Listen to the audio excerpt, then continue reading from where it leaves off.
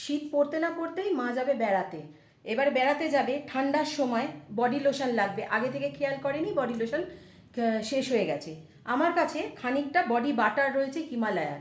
এটা ভীষণ ভালো, একবার ইউজ করলেই মানে পুরো তোমার সারা দিন একবার ইউজ করলে 24 আওয়ার্স পুরো একদম ময়শ্চারাইজ থাকে স্কিনটা, মানে পুরো একদম বাটারি সফট স্মুথ লাগে স্কিনটা।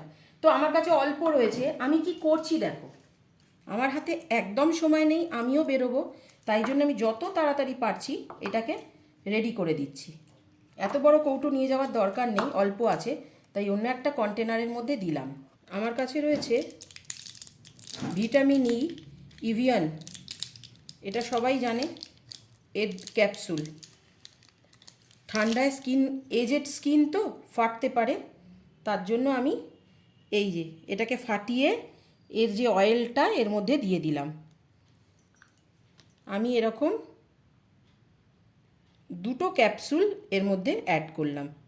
এবার আমার কাছে আছে পন্ডস বডি লোশন, অল্প একটু সেটাকে অ্যাড করলাম, করে আমি এটাকে ভালো করে মিশিয়ে নিলাম।